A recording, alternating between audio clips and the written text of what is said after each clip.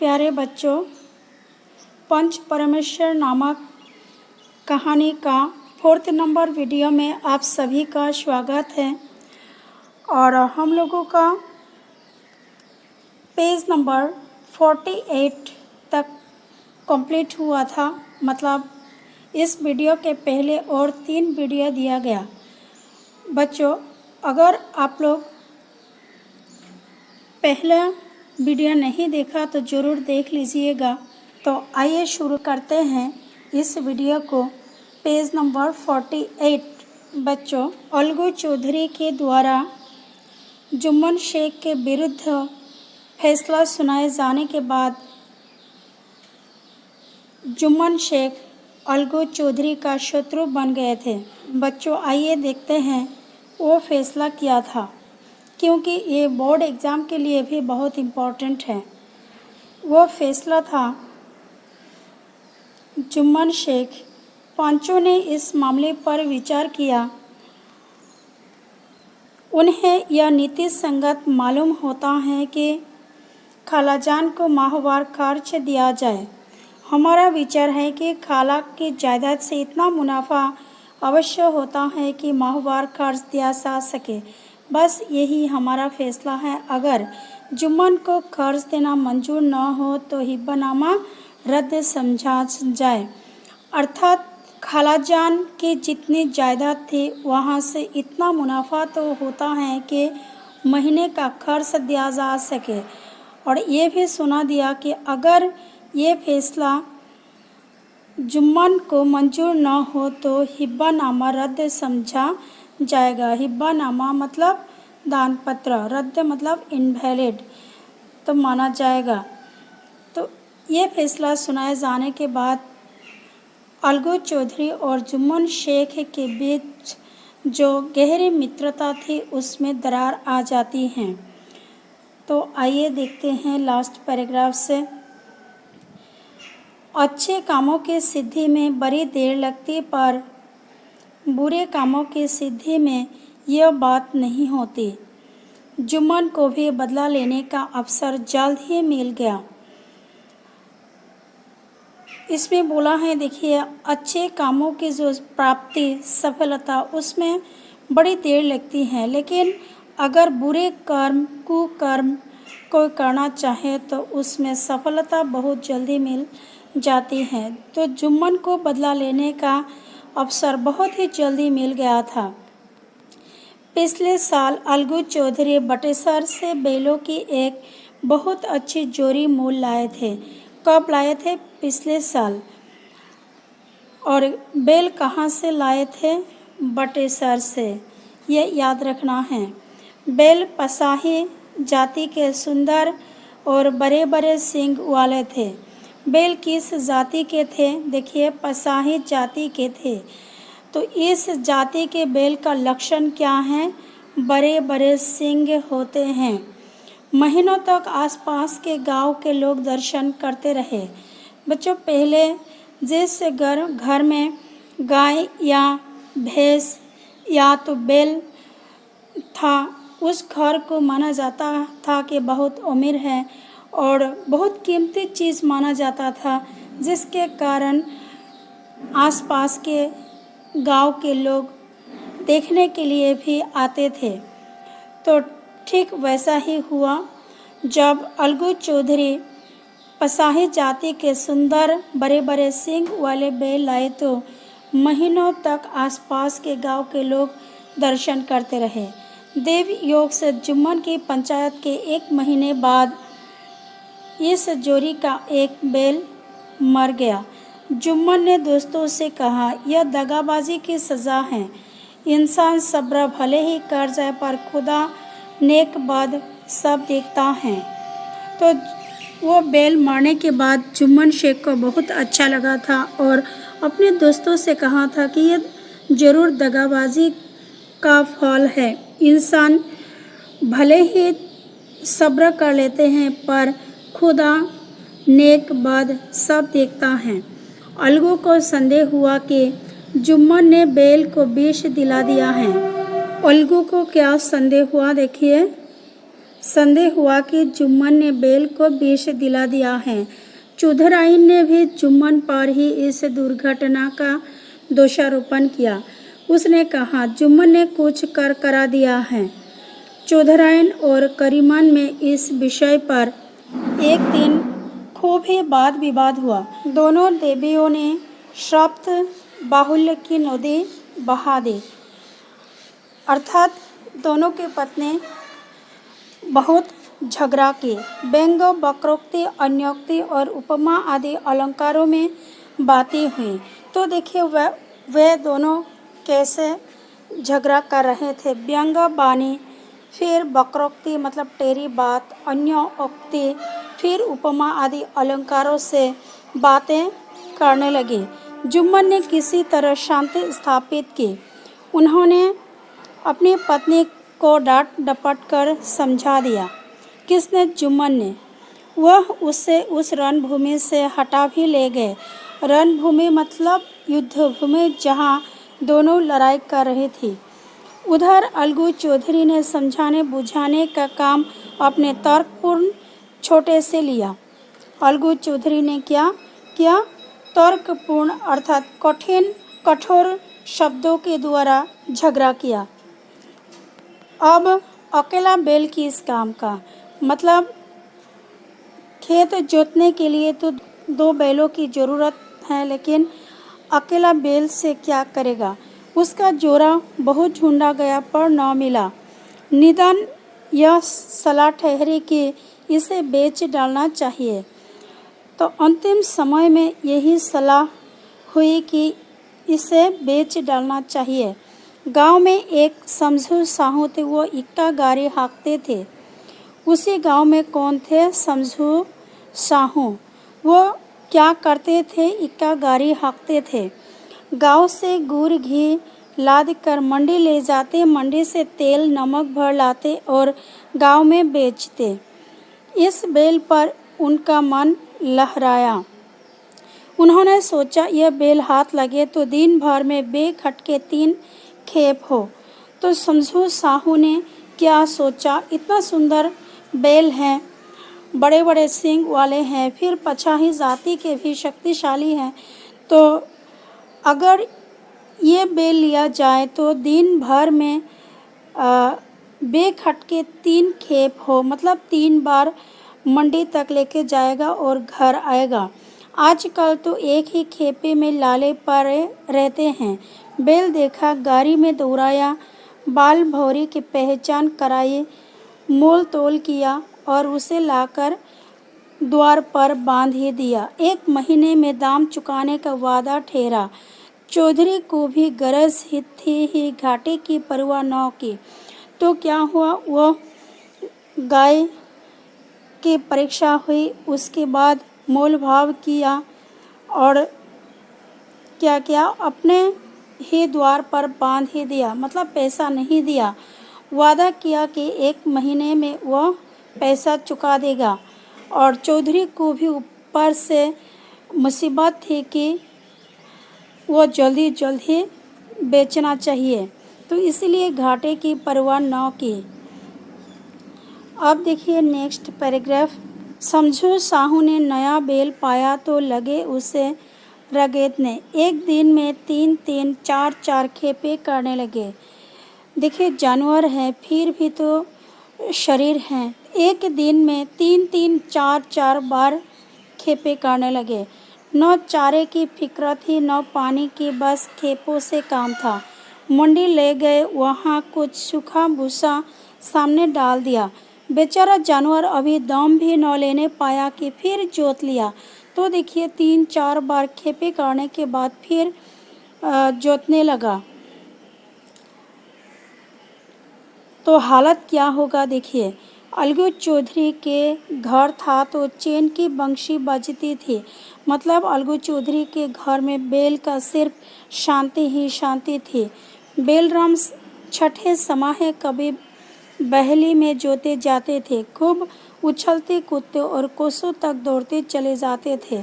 तो देखिए अलगू चौधरी के घर से पहले किसके घर में वह बैल था? बैलराम के घर में। तो वो 6 महीने में एक बार जोते जाते थे। तो उस घर में रहते समय वह बैल खूब उछलते कूदते और कोसों दूर तक दौड़ते चले जाते थे। वहाँ बैलराम का रहते था साफ पानी, दली हुई अरहर की दाल और भूसे के साथ खली, और यही नहीं, कभी कभी घी का स्वाद भी चखने को मिल जाता था। तो देखिए कितना आराम से रहता था वह बैल। और समझू साहू के घर में लाने के बाद हालत क्या हुआ। दिन में 3-3 4-4 खेपे करने लगे और ऊपर से फिर जोतने भी लगे।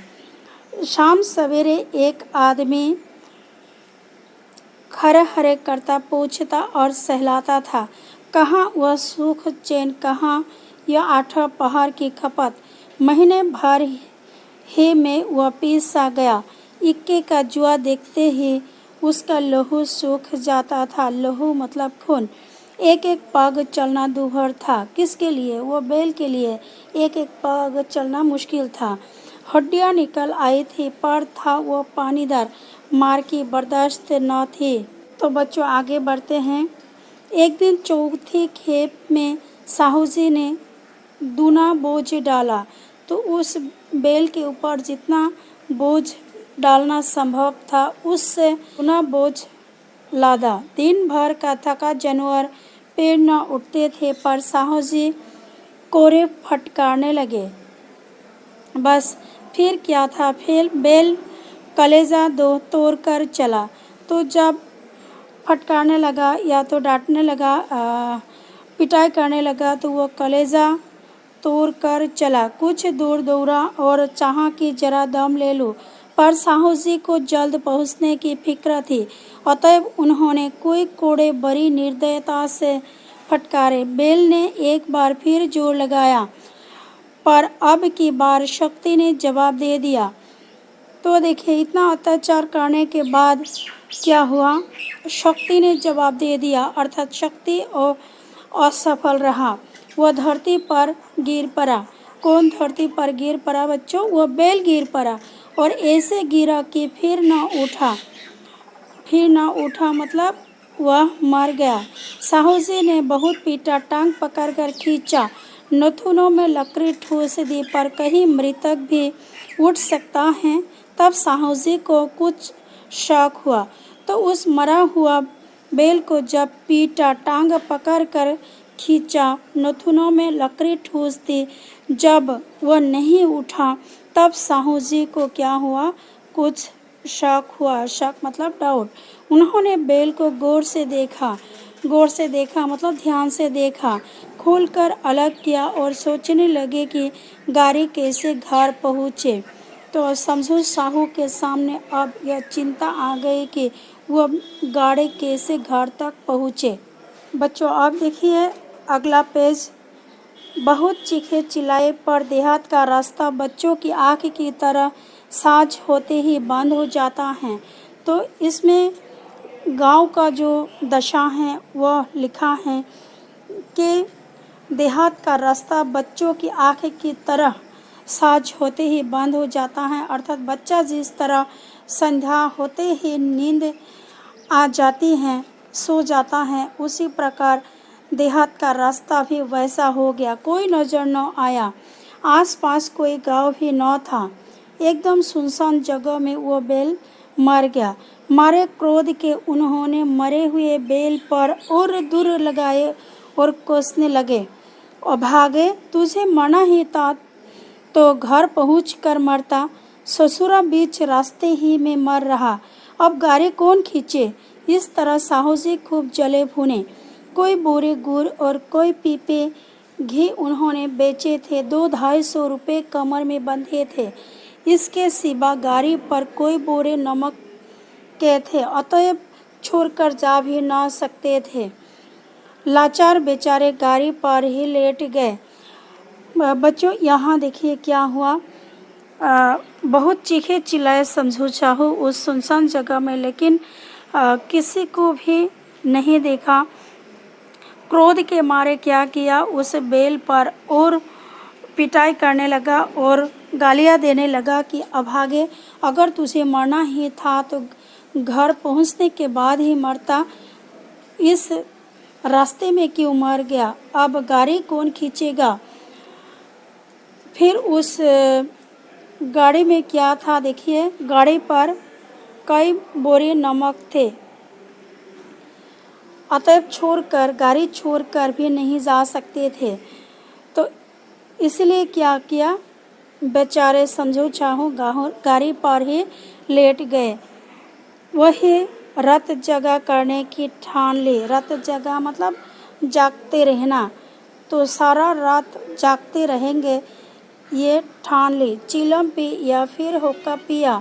इस तरह साहू जी आधी रात तक नींद को बहलाते रहे। आधी रात तक क्या, नींद को बहलाते रहे, अर्थात जागते रहे। अपनी जान में तो वो जागते ही रहे, पर पू फटते ही जो नींद टूटी और कमर पर हाथ रखा तो थैली गायब। अर्थात कोई बोरे गुड़ और कोई पीपे घी बेचने के बाद कितना पैसा मिला था, 200-250 रुपये, तो वो कमर में बांध कर रखा था। तो नींद से जागने के बाद कमर में हाथ रख कर देखा कि वह पैसा नहीं है, थैली गायब है। घबराकर इधर उधर देखा तो कोई कनस्तर तेल भी नदारत। अफसोस में बेचारे ने सिर पीट लिया और पछाड़ खाने लगा। प्रातःकाल रोते बिलखते वह घर पहुँचे। सहू आई ने जब यह बुरी सुनावनी सुनी तब पहले तो रोई, फिर अरगू चौधरी को गालियाँ देने लगी। निगोरे ने ऐसा कुल अच्छे बेल दिया कि जन भर की कमाई लूट गई। तो बच्चों देखिए, अपनी जो असमर्थता वह प्रकट न कर क्या करने लगा, अलगू चौधरी को गालियाँ देने लगा कि वो एक कुलक्ष्मी बेल दिया था जिसने जन भर की कमाई लूट ली। इस घटना को हुए कई महीने बीत गए। अलगू जब अपने बेल के दाम मांगते तब साहू और सहू आयन दोनों ही झल्लाए हुए कुत्ते की तरह चर बैठते और अंड बंड बकने लगते। वाह, यहाँ तो सारे जन की कमाई लूट गई, सत्यानाश हो गया, इन्हें दामों की परी हैं। मुर्दा बेल दिया था, उस पर दाम मांगते चले हैं। आंखों में धूल झोंक दी, सत्यानाशी बेल गले बांध दिया, हमें निरा पंगा ही समझ लिया है। हम भी बनिए के बच्चे हैं, ऐसे बुद्धू कहीं और होंगे। पहले जाकर किसी गड्ढे में मुँह धो आओ तब दाम लेना।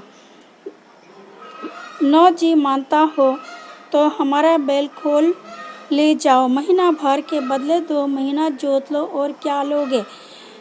तो देखिए बच्चों, इंसान किस प्रकार के होते हैं।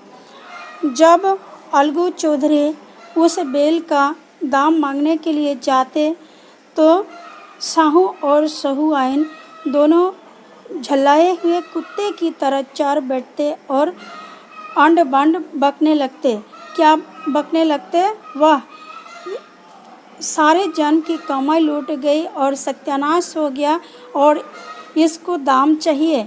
मुर्दा बेल दिया था और दाम मांगने चले आए हैं। तो इसलिए क्या करने के लिए बोला है कि पहले गड्ढे में जाकर मुँह धो आओ, उसके बाद दाम लेना। अगर तुम्हारा जी नहीं मानता है तो हमारा बैल खोल ले जाओ, महीना भर के बदले 2 महीना जोत लो, तब तो तुम्हें मतलब शांति होगा। आगे बढ़ते हैं। चौधरी के अब शुभ चिंतकों की कमी न थी। ऐसे अवसरों पर वे भी एकत्र हो जाते और साहू जी के बराने की पुष्टि करते, परंतु 150 रुपये से इस तरह हाथ धो लेना आसान न था। इसमें क्या बोला है, किसके बारे में बोला है, अलगू चौधरी के बारे में। अलगू चौधरी के अशुभ चिंतकों की कमी न थी, तो इसलिए ऐसे अवसर पर लोग क्या करते, साहू जी को मतलब बराने की पुष्टि करते। लेकिन अलगू चौधरी 150 रुपये तो ऐसे ही छोड़ नहीं सकता है। एक बार वो भी गर्म पड़े। साहू जी बिगड़ कर लाठी ढूंढने चले गए। अब क्या हुआ? सहुआइन ने मैदान लिया। तो साहू जी की पत्नी सहुआइन ने मैदान लिया, झगड़ा करना शुरू कर दिया। प्रश्नोत्तर होते होते हाथापाई की नौबत आ पहुंची। मतलब मुंह से झगड़ा करते करते हाथ पाँव भी चलाना शुरू किया। सहुआइन ने घर में घुसकर किवाड़ बंद कर लिए। शोरगुल सुनकर गांव के भले मानस जमा हो गए। भले मानस मतलब अच्छे अच्छे व्यक्ति। तो ये शोरगुल सुनकर गांव के अच्छे व्यक्ति जमा हो गए। उन्होंने दोनों को समझाया। फिर साहू जी को दिलासा देकर घर से निकाला। वह परामर्श देने लगे कि इस तरह से काम न चलेगा। पंचायत कर लो, जो कुछ तय हो जाए उसे स्वीकार कर लो। साहू जी राजी हो गए। अलगू ने भी हामी भर ली। तो गांव के भले मानस क्या किया, पंचायत करने की सलाह दी। पंचायत की तैयारियां होने लगी। दोनों पक्षों ने अपने अपने दल बनाने शुरू कर दिए। इसके बाद तीसरे दिन उसी वृक्ष के नीचे पंचायत बैठी। तो जिस वृक्ष के नीचे पहली बार भी पंचायत बैठी थी, वही वृक्ष के नीचे इस बार भी पंचायत बैठी। वही संध्या का समय था। पहले भी संध्या के समय में पंचायत बैठी थी, तो इस बार भी खेतों में कुएं पंचायत कर रहे थे। खेतों में कौन पंचायत कर रहे थे? कौवे, अर्थात दाना चुग रहे थे।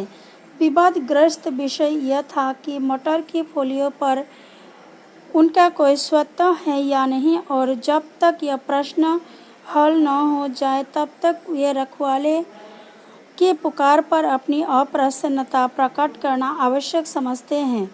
पेड़ की डालियों पर बैठी शुक मंडली में प्रश्न छिड़ा हुआ कि मनुष्य को उन्हें बेमुरब्बत कहने का क्या अधिकार है, जब उन्हें स्वयं अपने मित्र से दगा करने में भी संकोच नहीं होता।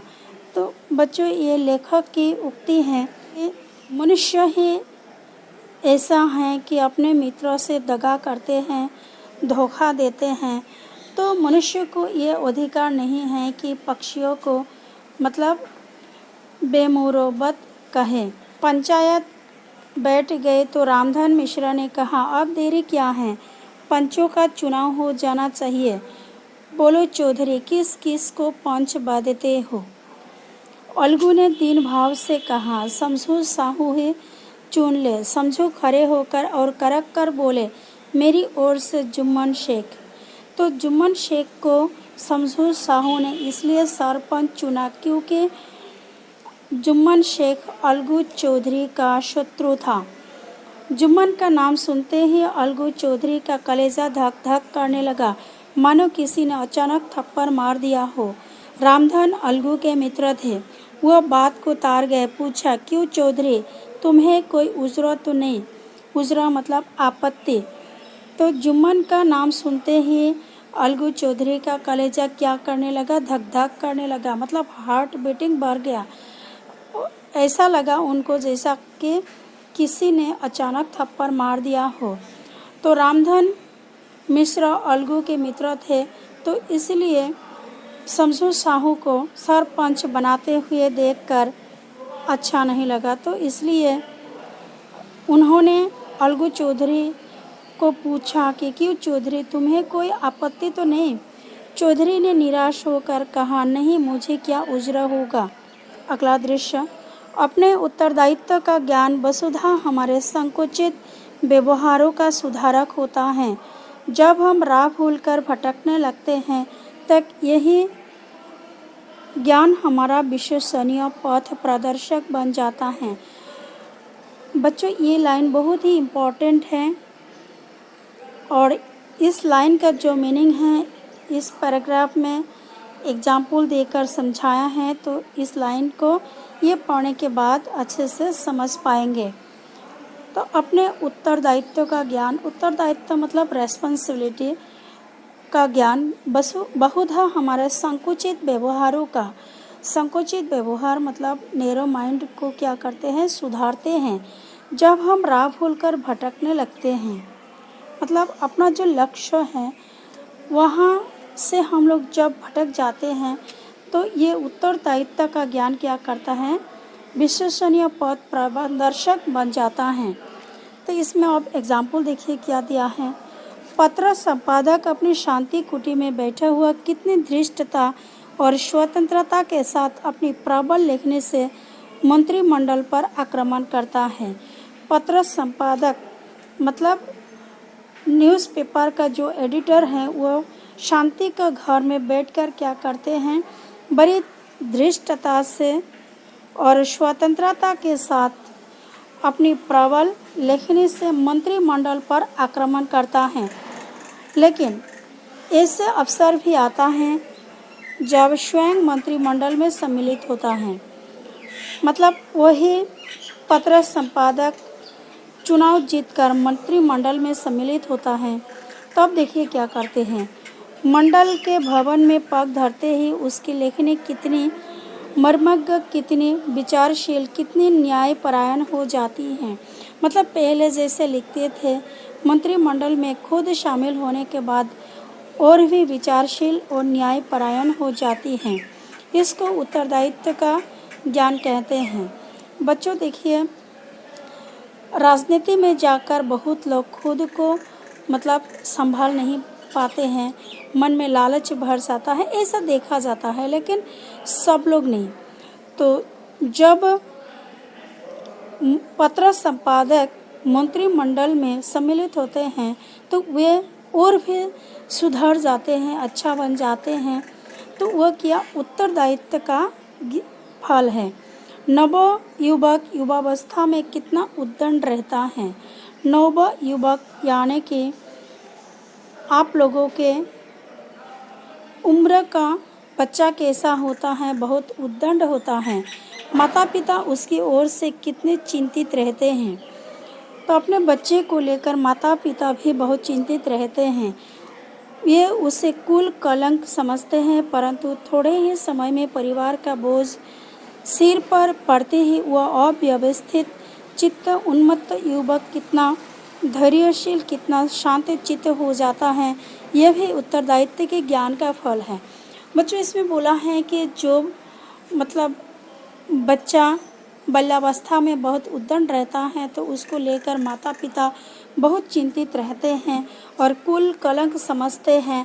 लेकिन वही मतलब उसे बच्चे पर अगर परिवार का बोझ आ जाए तो वह अव्यवस्थित चित्त उन्मत्त युवक बहुत धैर्यशील शांत चित्त हो जाता है। और यही क्या उत्तरदायित्व का फल है। जुम्मन शेख के मन में भी सरपंच का उच्च स्थान ग्रहण करते ही अपनी जिम्मेदारी का भाव पैदा हुआ। अब देखिए, ये है बहुत ही इम्पोर्टेंट बात और यही बोलना चाहते हैं कहानीकार। जुम्मन शेख किस प्रकार देखिए उत्तरदायित्व आ जाने के बाद अच्छे बन जाते हैं। तो देखिए, जुम्मन शेख के विरुद्ध फैसला हो जाने के बाद अलगू चौधरी का शत्रु बन गए थे और आज अलगू चौधरी का सरपंच बना जुम्मन शेख, लेकिन शत्रुता नहीं करते हैं। बहुत ही इंटरेस्टिंग बात है। जुम्मन शेख के मन में भी सरपंच का उच्च स्थान ग्रहण करते ही अपनी जिम्मेदारी का भाव पैदा हुआ। उसने सोचा मैं इस वक्त न्याय और धर्म के सर्वोच्च आसन पर बैठा हूँ। मेरे मुंह से इस समय जो कुछ निकलेगा वह देववाणी के सदृश है और देववाणी में मेरे मनोविकारों का कदापि समावेश न होना चाहिए। मुझे सत्य से जो भर भी टलना उचित नहीं। तो देखिए कितना मतलब अच्छी बात सोच लिया कि धर्म के सर्वोच्च आसन पर बैठा है इस वक्त, तो इसलिए मनोविकारों का स्थान नहीं देना चाहिए। अब उनके मुंह से जो निकलेगा वह देववाणी सदृश है, तो इसलिए न्याय का पक्ष लेना चाहिए। पंचों ने दोनों पक्षों से सवाल जवाब करने शुरू कर दिए। पंचों ने क्या कर दिए, दोनों पक्षों से सवाल जवाब करने शुरू कर दिए। जिरह किया। बहुत देर तक दोनों दल अपने अपने पक्ष का समर्थन करते रहे। इस विषय में तो सब सहमत थे कि समझू को बेल का मूल्य देना चाहिए। तो इस विषय पर सब सहमत थे कि बेल का मूल्य, बेल का पूरा दाम देना चाहिए। परंतु दो महाशय इस कारण रियायत करना चाहते थे कि बेल के मर जाने से समझू को हानि हुई। इसके प्रतिकूल दो सभ्य मूल्य के अतिरिक्त समझू को दंड भी देना चाहते थे, जिससे फिर किसी को पशुओं के साथ ऐसी निर्दयता करने का साहस न हो। अंत में जुम्मन ने फैसला सुनाया। तो फैसला हम लोग देखेंगे, लेकिन देखिए इसमें क्या बोला है। दो महाशय तो रियायत करना चाहते थे, क्योंकि वो बेल मर जाने के बाद समझू साहू की हानि हुई। लेकिन दो ऐसे भी व्यक्ति थे जिन्होंने समझू साहू को दंड देना चाहते थे, इसलिए दंड देना चाहते थे ताकि पशुओं के साथ ऐसी निर्दयता का व्यवहार करने का साहस न करें। उसके बाद जुम्मन फैसला सुनाते हैं। तो बच्चों ये और एक क्वेश्चन आंसर है, यह भी बहुत इम्पोर्टेंट है। अलगू चौधरी और समझू साहू, पंचों ने तुम्हारे मामले पर अच्छी तरह विचार किया। समझू के लिए उचित है कि बेल का पूरा दाम दे दे। जिस वक्त उन्होंने बेल लिया उसे कोई बीमारी न थी। अगर उसी समय दाम दे दिए जाते तो आज समझू उसे फिर लेने का आग्रह न करते। बेल की मृत्यु केवल इस कारण हुई कि उससे बड़ा कठिन परिश्रम लिया गया और उसके दाने चारे का कोई अच्छा प्रबंध न किया गया। तो देखिए कितना अच्छा फैसला सुनाया कि जिस वक्त बेल लिया था उस समय बेल बहुत अच्छा था, कोई बीमारी ना था, तो इसीलिए बेल का पूरा दाम देना चाहिए। और बेल की मृत्यु का कारण क्या बताया है कि बेल से बड़ा परिश्रम कराया गया और दाने चारे का अच्छा प्रबंध नहीं किया था। रामधन मिश्र बोले, समझू ने बेल को जानबूझकर मारा है, अतएव उससे दंड लेना चाहिए। जुम्मन बोले, ये दूसरा सवाल है, हमको इससे कोई मतलब नहीं। झगरू साहू ने कहा, समझू के साथ कुछ रियायत होनी चाहिए, मतलब कुछ रिहा कर देना चाहिए, पैसा कम लेना चाहिए। जुम्मन बोले, यह अलगू चौधरी की इच्छा पर निर्भर है, वह रियायत करे तो उनकी भल मानसी। अलगू चौधरी फूले न समाये। अलगू चौधरी बहुत आनंदित हुए जब अलगू चौधरी के पक्ष में फैसला सुनाए। उठ खड़े हुए और जोश से बोले, पंच परमेश्वर की जय। इसके साथ ही चारों ओर से प्रतिध्वनित हुए, पंच परमेश्वर की जय। प्रत्येक मनुष्य जुम्मन की नीति को सराहता था, इसे कहते हैं न्याय। प्रत्येक मनुष्य जुम्मन की नीति की प्रशंसा करने लगे और कहने लगे कि इसे ही कहते हैं न्याय। यह मनुष्य का काम नहीं, पंच में परमेश्वर वास करते हैं, यह उन्हीं की महिमा है, अर्थात परमेश्वर की महिमा है। पंच के सामने खोटे को कौन खड़ा कर सकता है। तो ये लास्ट पैराग्राफ देखिए, बहुत ही अच्छा लगता है।